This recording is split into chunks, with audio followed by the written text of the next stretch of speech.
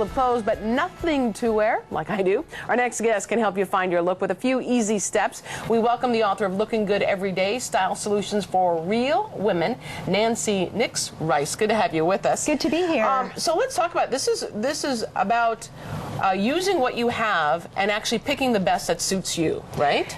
Yes, it's really, people want to classify it as a fashion book, but it's really about style and what's right for any individual, regardless of what's the hot new thing in any given season. Right. I like to tell women that everyone can look absolutely beautiful, regardless of her age, regardless of the number on the scale, regardless of her pant size, regardless of her budget. It's all about knowing how to do it. Let's talk about color first, and let's bring up a photograph and that illustrates the color situation here. So tell me what we're seeing.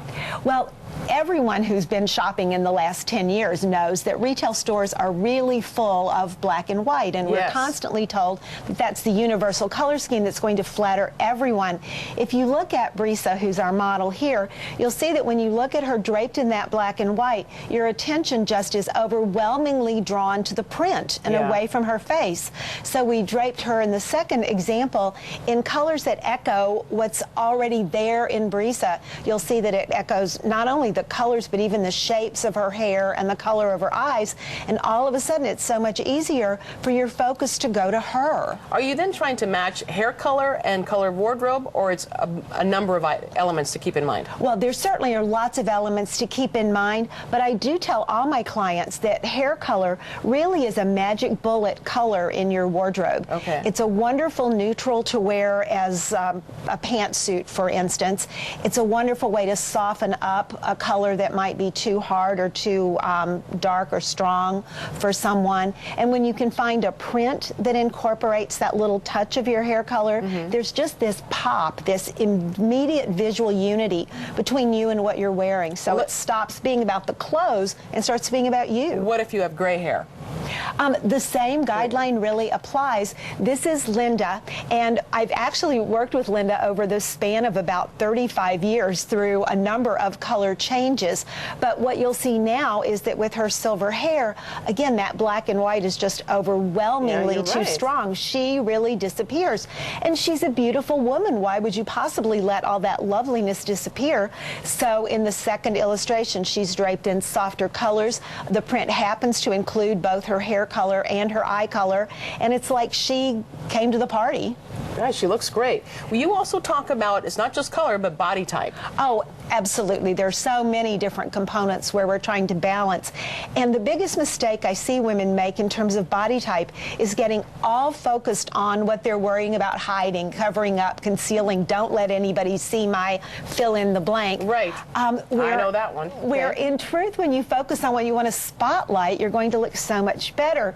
This is Andrea, and when she came to work with us, she was wearing very straight, boxy clothing because she had a very curvy and voluptuous figure. But do you see how all the focus in that boxy outfit is pulled down? You tend to notice her shoes more than anything else. That's where I go, right. Absolutely. So we found this lovely matte jersey dress that shapes to her contours.